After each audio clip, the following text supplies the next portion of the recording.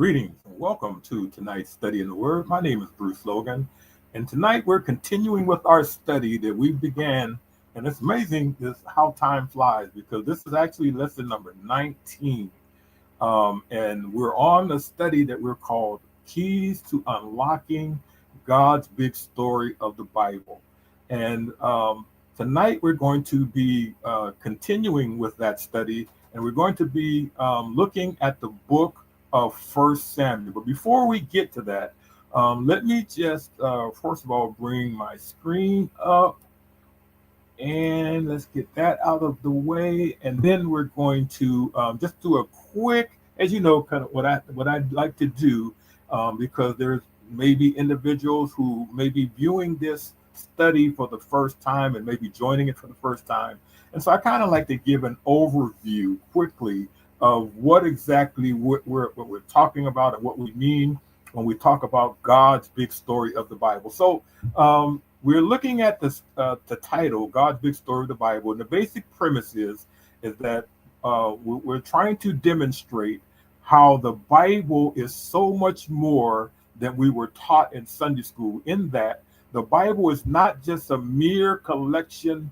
of inspirational stories and inspirational characters and lessons, in which it is all of that, so don't think for a second that I'm dismissing that in any way. But what I'm pointing out in this particular study is demonstrating that the Bible is that and more. The Bible is actually one big story. Even though it consists of 66 books, it's actually one book that tells one big story, and this one book has 66 chapters in it. That's kind of a good way of looking at it. And the one big story is God's plan of redemption for humanity. And so, in other words, the long and the short of it is that when God created Adam and Eve, when God created the heavens and the earth, he looked and said everything was good. Not only was it good, but it was very good. But something interrupted and corrupted that good creation that God created, and that was the sin of Adam and Eve in the Garden of Eden. Sin entered into the world, and God at that point had a decision to make. He could have either destroyed Adam and started all over again from scratch, or he could have done, which he did end up doing, is he implemented a plan of redemption. Then that plan involved the virgin birth, death, burial, and resurrection of his only begotten Son, Jesus Christ, and his soon return to establish his kingdom up here on earth.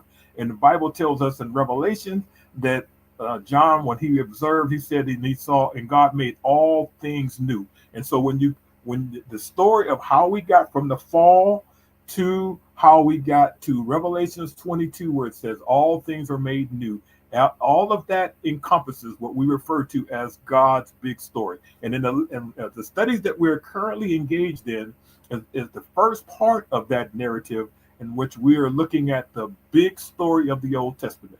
And the big story of the Old Testament, what we've done in order to demonstrate that is that we've highlighted and focused on 11 books of the Old Testament that we refer to as foundational books, or the 11 foundational books. And we refer to these 11 foundational books, or we refer to these 11 books as foundational books, simply because as we know, or if you've studied the Old Testament at any point in time, you know that the books, or the canon that we have in our Old Testament, canon, is not listed, or the books aren't listed in their proper all of their proper chronological or historical sequence, or in other words, the order or the sequence, historically speaking, in which the events actually took place. But there is 11 books that we refer to as foundational books that are in their proper chronological and historical sequence, or in order, and all the other 28 Old Testament books actually occurred during the time frame of one of these 11 foundational books, or they supplement or complement one of these 11 foundational books in one way or another. And so real quickly, these 11 books are, and I want to encourage everybody, especially if those of you who are joining us for the first time in this study, try to memorize these 11 foundational books of the Old Testament. And I want to go stick my neck out on the line and say that if you can master these 11 books, then your understanding and comprehension of the Old Testament as a whole is going to expand at a level that you can't even really comprehend at the moment. Your understanding level is going to explode.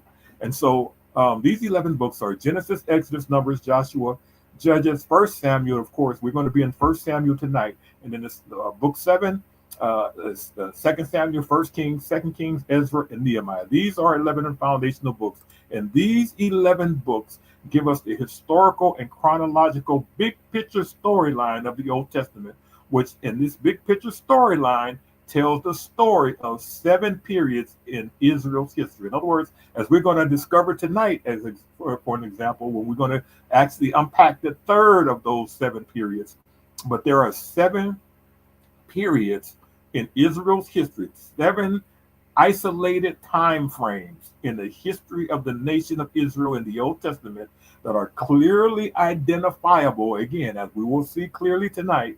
And these 7 periods in Israel's history are covered in the 11 foundational books. And so basically what this is doing, by understanding these 11 foundational books and recognizing the 7 separate periods in Israel's history, basically you have a complete, encompassed overview of the entirety of the Old Testament. And again, this is the premise in which we're presenting this particular study. In other words, what we're doing is instead of going verse by verse by verse, we're taking a big picture. That's why we're calling it the big story, or the big picture of the Old Testament.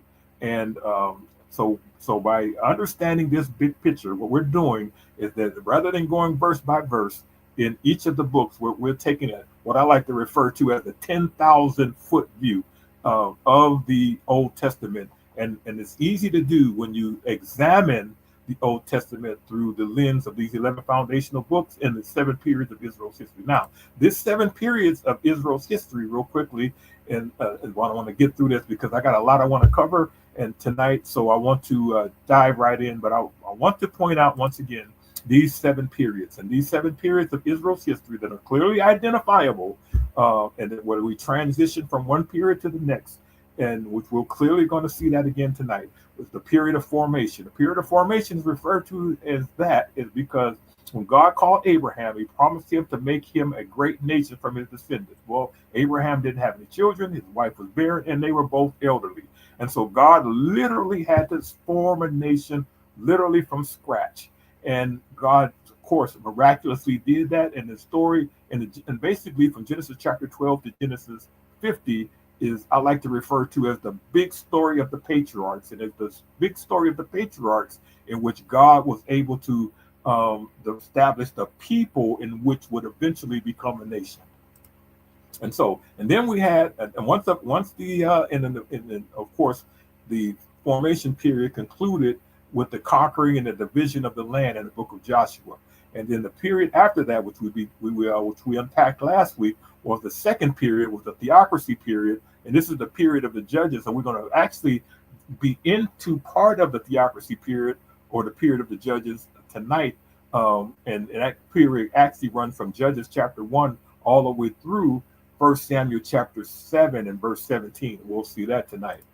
Then, of course, then the kingdom the people transition to the third period of their history, which we refer to as the United Kingdom period, in which all 12 tribes were united under one king. And then, of course, they became divided after the death of Solomon. And then in 2 Kings chapter 17, it records the invasion of the Assyrians into the northern kingdom and conquering the northern kingdom and taking them into captivity. And once that took place at the conclusion of 2 Kings 17, which we'll get to eventually, there is no more mention of the 10 northern tribes. The only thing that remains, or the only tribe that remains, is the single kingdom of Judah. which is to the south, which consisted of Judah and Benjamin. And of course, that was referred to as the single kingdom period. And then, of course, Judah, they had a reprieve because, as we'll see when we get to that, that they did have at least a few godly kings. And so they actually, got an extended period of grace, you might say, because of that. But eventually, they also had to be punished by God, and God allowed the Babylonians to come and take them into captivity, and they remained in captivity for 70 years. And at the conclusion of that 70 years, there was a king by the name of Cyrus that wrote a decree that just as Jeremiah had predicted and prophesied, that God would allow them to return to their homeland and rebuild the temple and rebuild the walls of the city. And these two events, the period of restoration, occurs in accumulation of the books of Ezra and Nehemiah. And of course, in this chart that we've shown a few times during the course of this study, and if you can notice horizontally here, that you can see that these 11 foundational books are listed. And then you can also see that where each of the supplemental books, or the 28 supplemental books, tie into or are connected in one way or another, or supplement or complement in one way or another, one of these 11 foundational books. So even this chart alone will go a long way into really kind of help us to understand the big picture of the Old Testament. So now, with all of that review out of the way, we're going into the sixth foundational book tonight, which is the book of First Samuel. And we refer to this period as the rise of the kingdom, or the first, or the period of the united kingdom, where all 12 tribes are united under one king. And of course, that didn't go quite well, especially initially. So now, I want to do a brief summary on the book of First Samuel. And again, just keep in mind, for those of you who are joining us for the first time, especially those of you who have been with me for a while, you kind of know this. But we're just taking a 10,000-foot view of the Old Testament, and more specifically, a 10,000-foot view of the 11 foundational books. So we're doing a summary, or a 10,000-foot view of the book of First Samuel. We're not going to necessarily go verse by verse, although there are some important passages that we're going to spend time and just take a look at while we're here in First Samuel. So now, the book of First Samuel marks a very pivotal period in the transition in the nation of Israel. A period of transition. It's in other words, the First Samuel is a transitional book, and when we get to chapter 8, we're going to see that that's a transitional chapter, where they literally transition from one period, from the Theocracy period, to a centralized united kingdom period. Remember that during the Judges, it was not a centralized people. In other words, every individual tribe, whenever they needed a judge, whenever they were being oppressed, that God will send a judge, and he would basically minister or judge or fight for them, or that particular tribe in that particular territory. Now, for the first time, when we get to First Samuel, we're going to have just one united king, where all 12 tribes are going to be united under one individual, as we're going to see in a little bit. Now, and these united kings, there were 3 united kings in the history of the nation of Israel. These united kings were, first of all, Saul, then David, and then, of course, Solomon. And it's kind of interesting to note that each of these 3 united kings all served for exactly 40 years. So I just thought that was a little interesting side note. But then also, I just want to point out that there's the land territory that under David, especially, that Saul as well, the land or the territory expanded, and they went from where the land area under Joshua that was conquered, and under Saul, and actually under David more so, that the land area was expanded through conquest even more exponentially. So we're gonna see that as we go and unpack the lives of Saul and David and Solomon. So that's an important period, the United Kingdom period that we're in. Now, The book of First Samuel itself, just like again, a brief summary of the book itself, can be divided into three key narratives. And we're going to just take a brief look at each of these three narratives as we go forward tonight. Now, the life of Samuel is recorded in chapters 1, or the first part of the narrative, rather, is mostly primarily dealing with Samuel and the life of Samuel, especially his younger days. And that's in chapter 1 through chapters 12.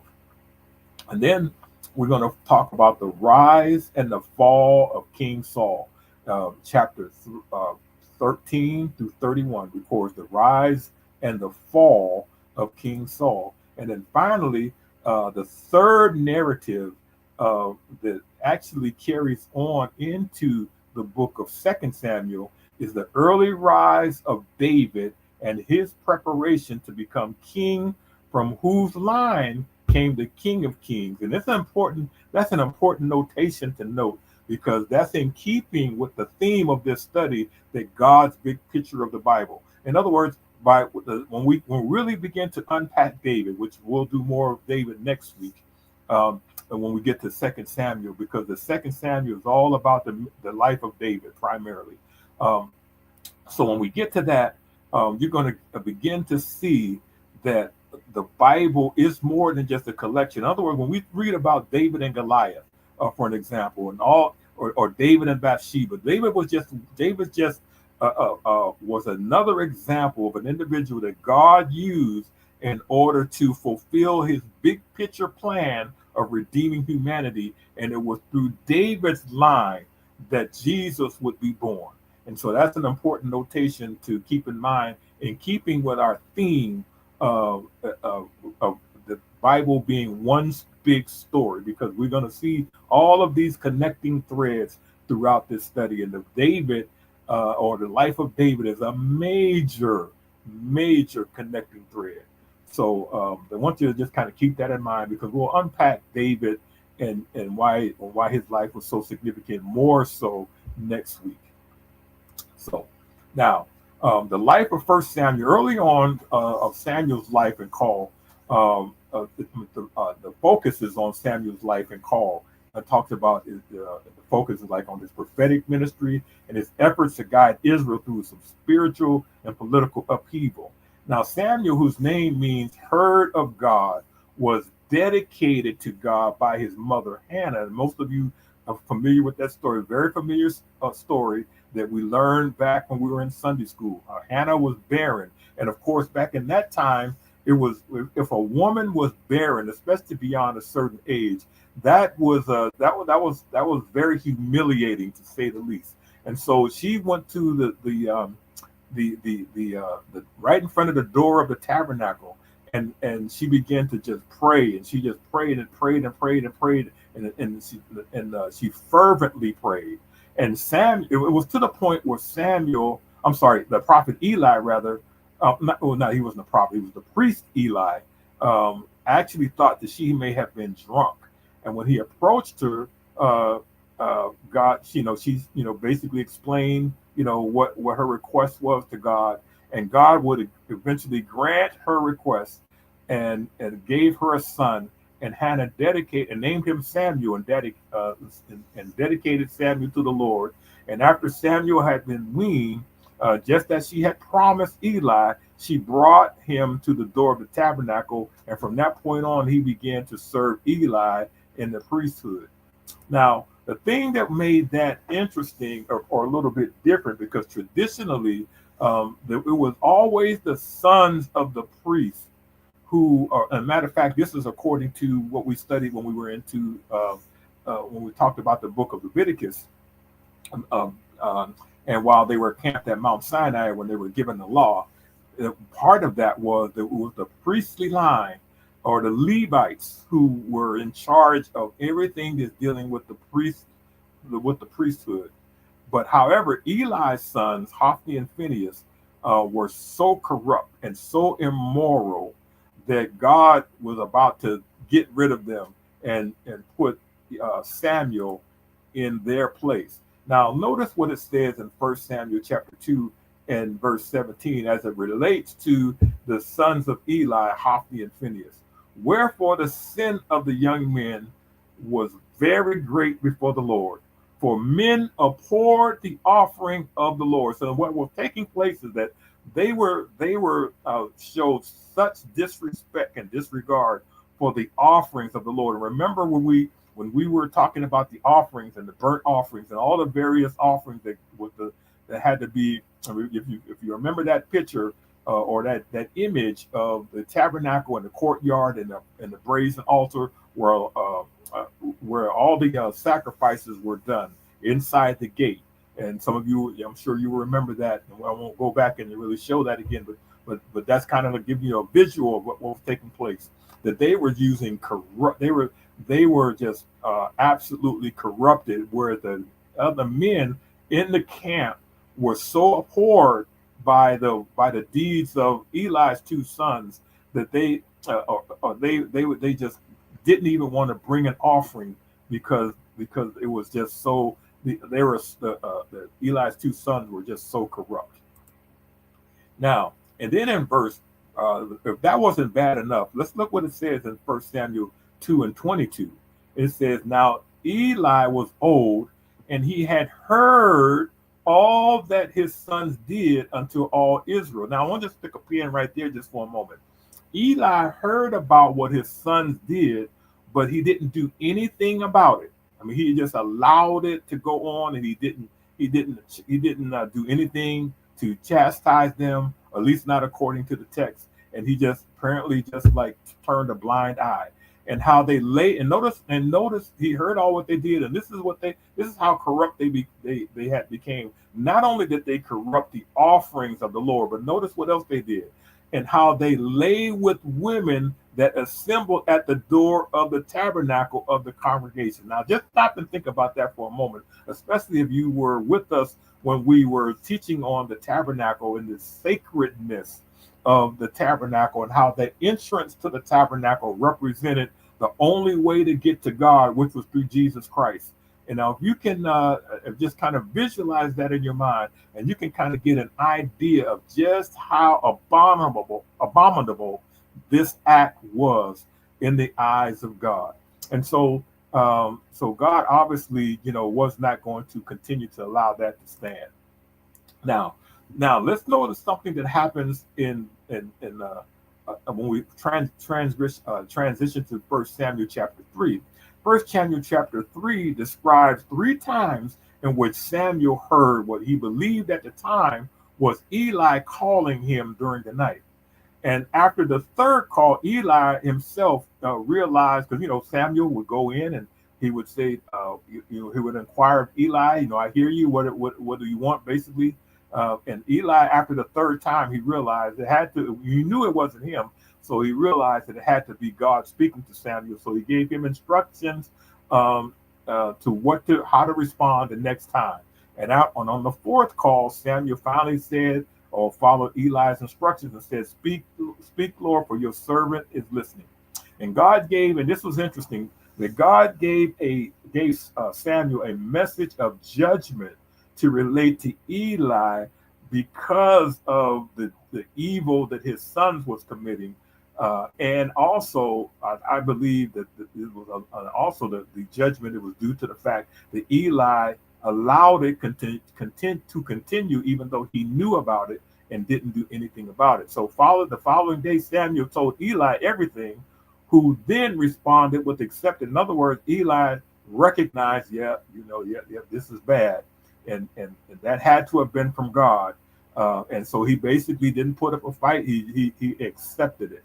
Now notice, while still this took place. Now this is really interesting.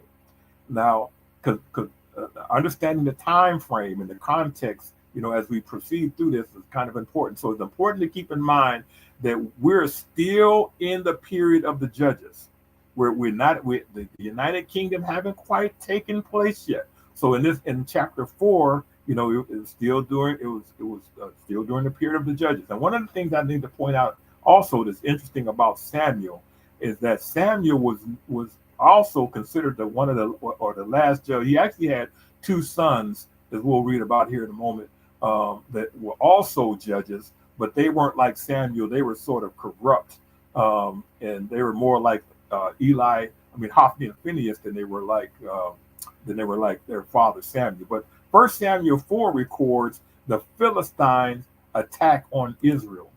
Now, and it's important, if you remember again, we went back to the book of Judges. Remember, we're still in the period of the Judges, by the way. We're still in that theocracy period.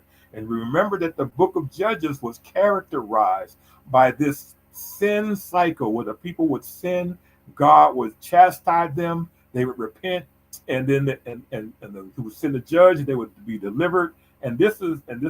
So we're still in that sin cycle in the first part of 1 Samuel. So that's important to kind of keep in mind, to have that backdrop in your mind as we go through this chapter 4 and see exactly what took place when the Philistines attacked Israel. So let's look at, we're gonna just read through some scripture, and we're gonna look at 1 Samuel chapter 4, verses 1 through 11. And the word of Samuel came to all Israel. Now Israel went out against the Philistines to battle and pitched beside Ebenezer. And the Philistines pitched at Apec. Verse 2 says, and the Philistines put themselves in array against Israel. And when they joined battle, Israel was smitten before the Philistines, and they slew of the army in the field about 4,000 men. So Israel, in this one battle, they get defeated, they lose 4,000 men. 4,000 men are killed in this one battle with the Philistines. And verse 3 says that when the people were come into the camp, those who survived the battle, when they came into the camp, the elders of Israel said, wherefore hath the Lord smitten us to this today before the Philistines? Let us fetch the ark of the covenant of the Lord out of Shiloh unto us, that when the ark comes among us, it may save us out of the hand of our enemies. That's an important notation, because at the time they assumed they assumed that by bringing the ark, and basically they were going by past history under Joshua, under Moses. Of course, this may have been the case, but something was different, drastically different in this particular scenario. That the results wasn't what they were expecting.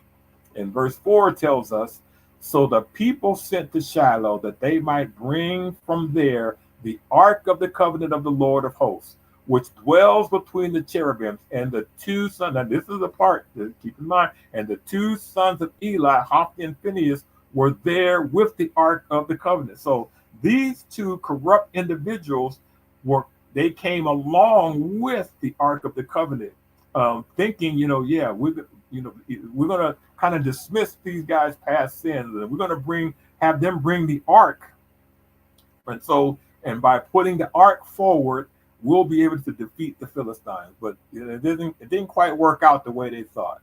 So let's look at verse 5. And when the ark of the covenant of the Lord came into the camp, all Israel shouted with a great shout, so that the earth rang again. I kind of sometimes when I'm teaching this in class or doing this in a group Bible study, I kind of jokingly say this, kind of like they had like the church service of all church services.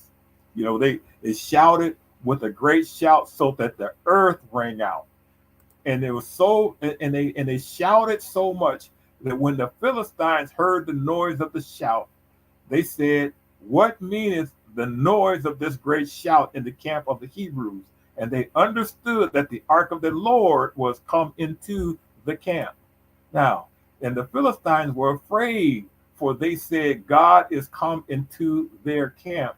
And they said, woe unto us, for there hath not been such a thing before.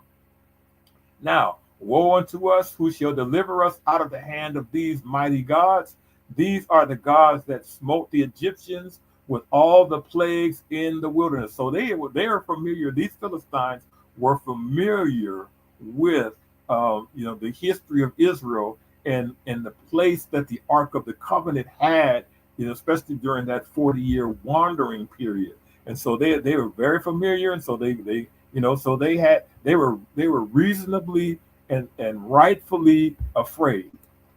However, somebody spoke up and said, "Be strong and quiet yourselves like men. Or in other words, basically put in the modern time, no, let's man up, O ye Philistines, that ye be not servants unto the Hebrews, as they have been to you.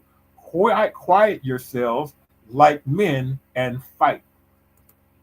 And this is verse 10. Notice what happens in verse 10. And the Philistines fought, and Israel was smitten again, and they fled every man into his tent, and there was a very great slaughter, for there fell of Israel 30,000 footmen. Now, think about that.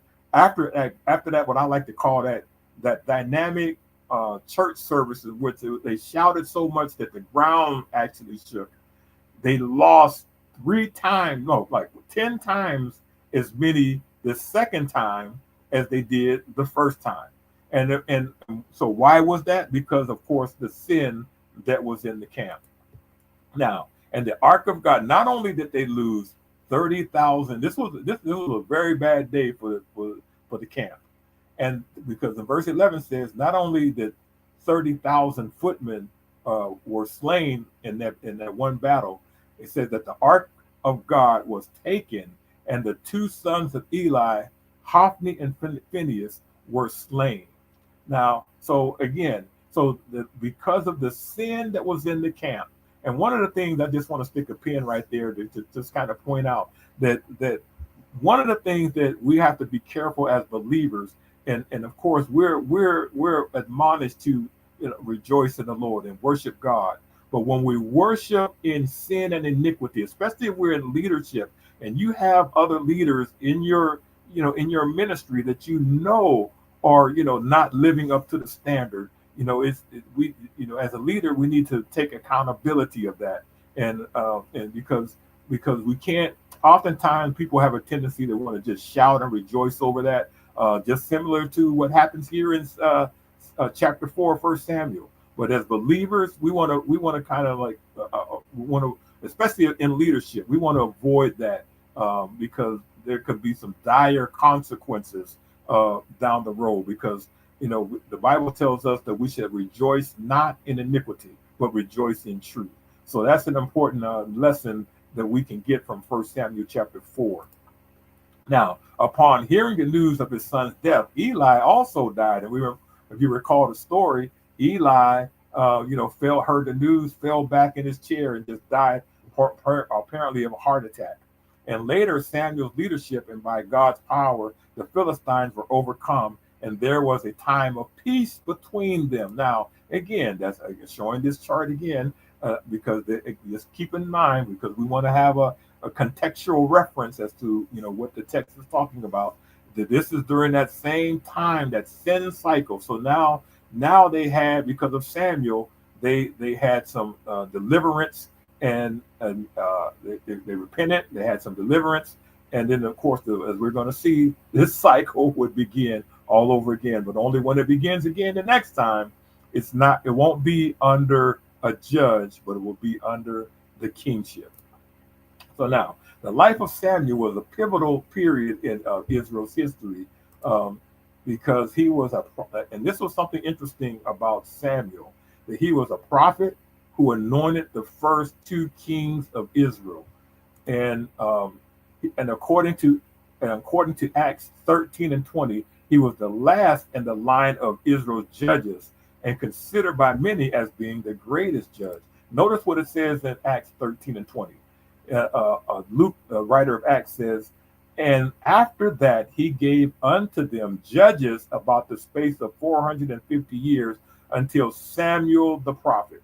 And one of the things also that's interesting about Samuel, because Samuel, not only did he serve as judge, not only did he serve as prophet, but he also served in the role of priest also. Because remember, he was serving and working with Eli in the tabernacle, even from the time of his youth.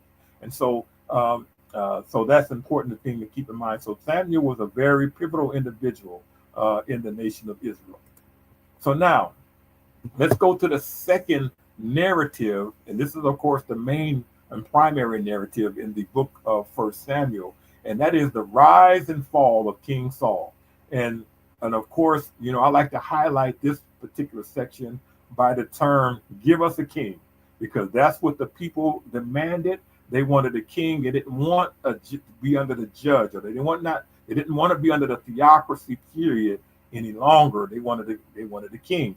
So they called Samuel, give us a king. So notice what we are going to be getting into here. Now, beginning in chapter 8, Israel begins to transition from the period of the theocracy to the United Kingdom period. And I like to refer to, as I mentioned earlier, I like to refer to 1 Samuel chapter 8 as another one of the great transitional chapters in which they, we discussed those 7 periods of Israel's history, where it's clearly delineated between the 7 periods, and where we can see that this particular transition is transitioning from the theocracy period, or period that's called God ruled, to the United Kingdom period. It's very clearly defined, and there's nothing ambiguous about it. It's a clear and concise transition in their history from one period to the next period, and is clearly described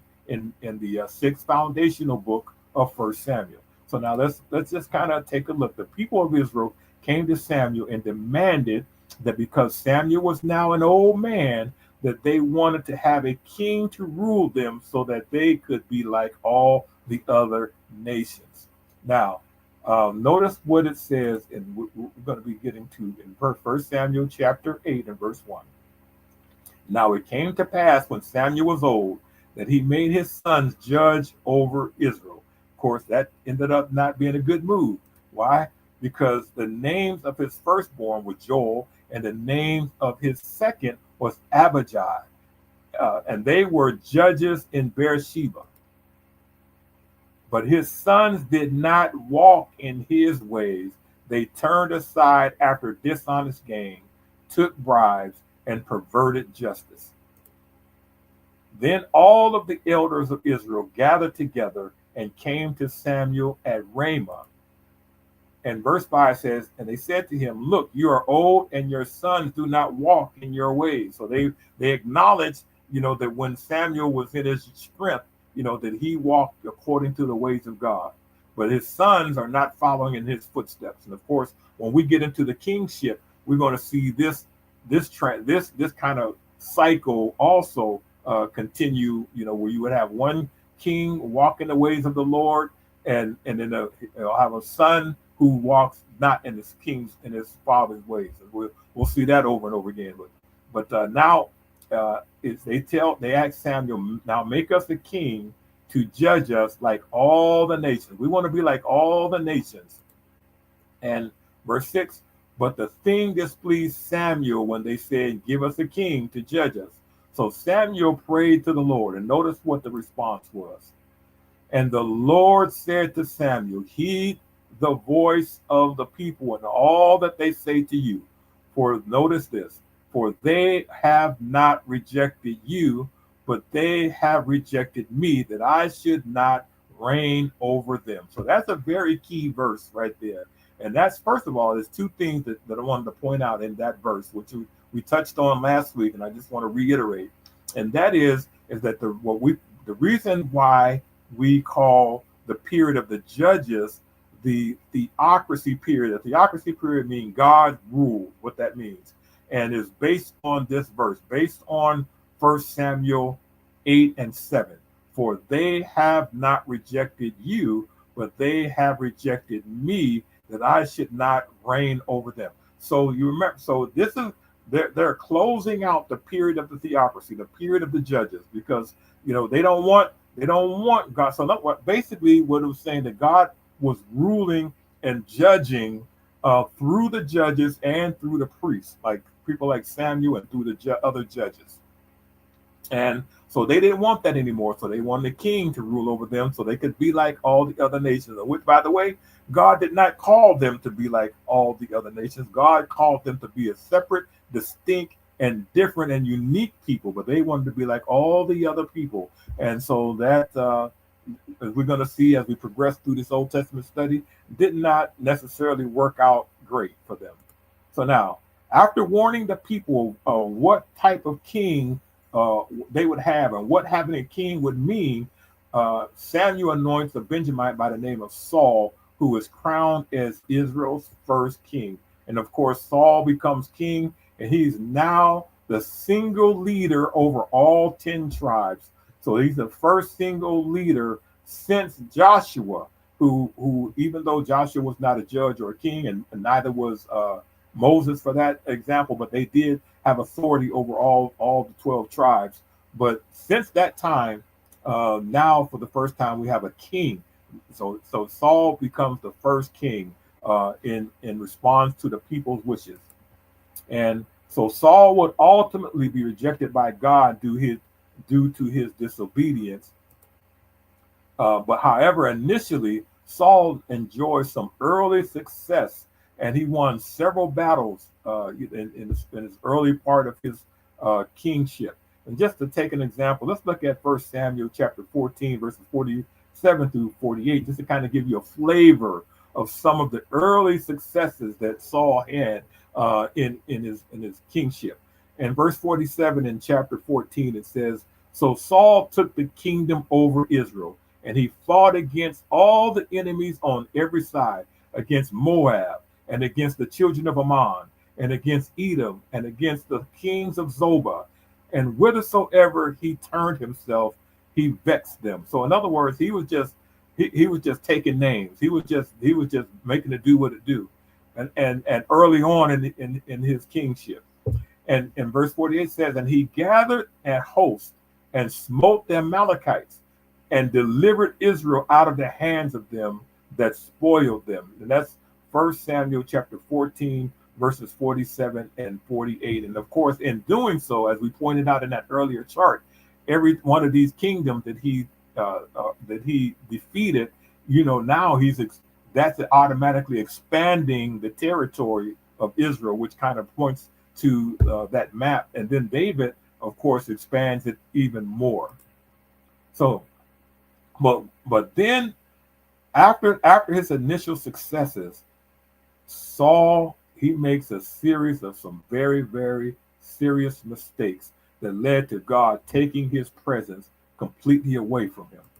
Now, the first mistake that he made is recorded in chapter 13, where he presumptuously offers burnt offerings at Gilgal, something that was only reserved to the priest. And remember, he was at the burnt offerings at the altar of burnt offerings.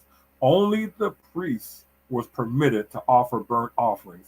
And so Saul tried to presumptuously take on the role of a priest, which God had forbidden that to be done. And so that was violation number one. And then after that, he disobeys the Lord's direct command to not spare anyone or any animal after the defeat of the Amalekites. And if you remember that account, that's given in chapter 15, where he called himself doing a good thing by sparing King Agag and keeping the best of the livestock of the Amalekites. And so remember when Samuel comes in and he asks, and he hears the sound of the sheep in the background, and like, what meaning this that I'm hearing in my ear? There's no, and then I kept some of the best of the livestock of the Amalekites as a spoil, and I'm going to offer it. And his justification was, I'm going to offer it to the Lord, offer his sacrifice to the Lord, which is of course by a strict violation, because God had previously said that obedience is much better than sacrifice. And so, so Saul, to bring me King Agag, and of course Samuel kills Agag himself, and so that was strike number two, and of course it was already going to go downhill for Samuel from there, because of course we know the story about how he gets jealous of David. But then he does something to pretty much seal his fate. And his fate was pretty much already sealed, but this final violation pretty much just it was a wrap. And he consults with the witch of Endor in chapter 28. And in that seance, that he had with the witch of Endor, Samuel's spirit rises from the dead, and gave him one last prophecy. And Saul would, that prophecy was that Saul would die in the battle the next day. And of course, that came to pass, that he died. Not only did he die, but his son Jonathan also died in that same battle. As a result of Saul's rebellion, God chooses another king. And of course, again, we're just doing a 10,000-foot view of the book of First Samuel. As a result, God chooses another king to take Saul's place. Now, of course, now we're just going back into the narrative just a little bit, and we're going to meanwhile point out that he was going to raise up a young man that we're going to look at here in a second. But meanwhile, God removes his blessing from Saul, and an evil spirit begins provoking Saul toward madness. He became like a fanatical madman. And Samuel then travels to Bethlehem to anoint a youth. So while he already knew that Samuel already knew that God had already taken his anointing away from Saul, and so he was already given instructions to go anoint another king. So Samuel then travels to Bethlehem to anoint a youth named David as the next king, and of course that's recorded in chapter 17, and thus begins the storyline of David, because later David had his famous confrontation with the giant Goliath, the Philistine, and he would become a national hero. And remember, this happens at a time where Saul is becoming more and more angry, more and more mad, more and more hostile, and of course, he was being oppressed rather by a demonic spirit, of course. And of course, sometimes David then serves, of course, in Saul's court. He marries Saul's daughter and befriended by Saul's son, Jonathan. And of course, David would be called because he would come to play the harp, because David was also a gifted musician. And so he would come to play the harp, and sometimes the soothing sound of the harp would calm Saul for a period of time, but then the madness would return. As a youth, now we're talking about David, now the rise of David. As a youth, as a young shepherd, David was known for his skill as a musician and a shepherd. And he was also known, of course, for his athletic and for his fighting skills, and his because you got to remember that he had. We're going to talk about David later in more depth next week when we get to 2 Samuel. But when we read about David and his Goliath, and we think of this as a young, skinny, scrawny little kid, but David actually, even though we don't have any images of him or any diagrams or real description of his physical presence, David would have had to have been a very gifted and genetically powerful young man, simply because of the things that he would accomplish throughout his career, as in terms of in the military, in his keeping his sheep, attacking lions and bears. I mean, that doesn't, you don't just things like that just an average Joe laying around just doesn't, aren't able to do. But he has some very unique abilities even before he was anointed by Samuel rather.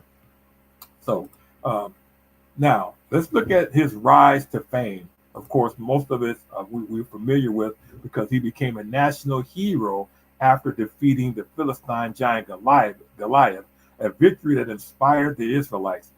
He gained prominence as a warrior and a musician in King Saul's court, and his popularity, however, incited Saul's jealousy, leading Saul in an attempt to kill David. And you remember, the storyline about after the fame about David went out so strong, and that Saul killed his thousands and David his 10,000s. And of course, that just infuriated Saul, who was already going mad, and so that just added fuel to the fire of his anger. And of course, he on multiple occasions tried to seek David's life. He tried to kill him, but God would protect him. So David fled from Saul, and he lived as a leader of outlaws actually for many years. And of course, that's in the story we're going to look at. We're going to kind of unpack next week when we get to Second Samuel, where much of that is recorded. But after Saul died in battle, the leaders of Israel sought out David, and so between in the last years of Saul's life, and as David was being in his exploits as the leader of these outlaws, some of the things that he accomplished in terms of just from a military perspective, it continued to increase his fame and his popularity, and then the people would come to him and they sought David out. And of course, as we're going to learn next week, David wasn't he served as for 40 years, but it wasn't 40 years over all 12 tribes. His first 7 years was he was only king over the southern tribe, the southern tribe. But then the other 10 tribes came and they wanted him to be king over all Israel. We'll look at that next week, and because that's a very, very important narrative that's a part of the big picture as it pertains to the Messiah. So that's very important that we take our time to unpack that, and we'll do that next week when we get to Second Samuel. But he was the first anointed king over the tribes of Judah in Hebron, as I mentioned earlier. And then after a period of conflict with the house of Saul, he was anointed king over all Israel. And the seventh foundational book of Second Samuel goes on to tell the story of David's anointing as king and the covenant that God makes with him. And it is that part where we're going to really want to highlight once we get to next week, because this covenant was referred to as the Davidic covenant, is one of the significant covenants outside of the Abrahamic covenant in the Old Testament, because it was through David's line that the Messiah would be born. And so I'm going to stop right there for tonight, and we're going to pick up next week with the continuing saga of the life of King David as we begin to unpack the seventh foundational book of Second Samuel. So with that in mind, I just want to just point out again, for those, especially if you, or those of you who are joining us for the first time, I have a resource that's on my website, bruceloganministries.com, and this resource is a PDF download study guide on this lesson that we're doing, God's Big Story of the Bible, Part 1, which is God's Big Story of the Old Testament. And of course, a Part 2 will be coming out at some point, but it's not a hard copy. It's important that I continue to point that out. It's a PDF download. It's 135 pages, so $14.95, and I did it as a PDF download because you'll be able to, if you download it, if you're a teacher, because I kind of designed this especially for individuals who are teachers, who are Sunday school teachers, or small group teachers, or pastors who want to do a sermon series, and you want to have handouts, or any type of a scenario such as that. This is going to be perfect for you. You can print out certain sections and use for handouts, or you can just maybe do a series on a certain aspect, and it'll be a great tool and a great benefit. So now that's at bruceloganministries.com. Go to the store, $14.95, and you can download it right there. That being said, I want to just close with my foundational passage of scripture that I love so much through everything that's centered around everything that we do in this ministry. The Acts 17:11, which says, I call it my trademark premise, which in Acts 17:11 says, now the Berean Jews were of more noble character than those in Thessalonica, for they received the message with great eagerness and examined the scriptures every day to see if what Paul said was true or not. That's Acts chapter 17 and verse 11. And one of the reasons why I love that passage so much is because first of all, it says that these Berean Jews were more noble of character. And the reason that they were associated as having more noble character was because of the fact as how they received the message. They received it with eagerness, and they said with great eagerness. But then not only did they receive the message with great eagerness, but they would go home and they would search the scriptures every day to see whether or not what Paul said was true. And what also makes this passage so just inspiring is because these Berean believers were being taught by the Apostle Paul, who's arguably the greatest theologian or the greatest teacher that ever lived, whose name was not Jesus Christ. But yet, in spite of the fact that they had the Apostle Paul teaching them, they still saw fit to go and research and to study on their own to see whether or not and what Paul was teaching them was actually in the scriptures or not. And so if that can be done for the Apostle Paul, then all the Bruce Logans of the world and all of your other, whoever your favorite Bible teacher is, you want to be able to go back and study to see whether or not what we're saying or whoever your favorite teacher is saying is in the scriptures or not. And so that's why I love this verse so much, because basically my whole desire in this ministry is to create a community of Bereans. That's kind of my mission statement. I want to be able to create a community of Bereans, a community of individuals who are passionate to learn the Bible on another level, to beyond the traditional levels, beyond, the basic, elementary level, who really want to expand their understanding of Scripture, who want to know the difference between eisegesis and exegesis, for an example, who want to just expand their knowledge. And that's basically the whole entire premise. And I love this verse, Acts 17 and 11. So with that being said, we're going to just close out here until next week. But before we do, if you like anything that we're sharing, we'd like for you to subscribe to this channel. And of course, once you subscribe to the channel and hit that bell, every time we get ready to go live, you'll receive a notification. And so you can also follow me on Facebook and Twitter. Facebook, I have Dr. Bruce Logan Ministries or DBL Ministries or at DBL Ministries. You can follow me on Twitter at Dr. Bruce Logan 1. And of course, don't forget, as we said already, don't forget to hit that bell and click that subscribe button so that you can be notified whenever we go live again. So with that said, I just want to maybe check, see that we have people here with Sister Joan. Good to see you again. So anyway, we're going to close out tonight. We're going to see you again next week, and we're going to be looking at the book of 2 Samuel, and we're going to really unpack the life of David. Especially, we want to kind of focus and kind of hone our attention on the Davidic covenant, which is a very, very major covenant in the Old Testament. And so until next week, may God richly bless each and every one of you, and we'll see you next week.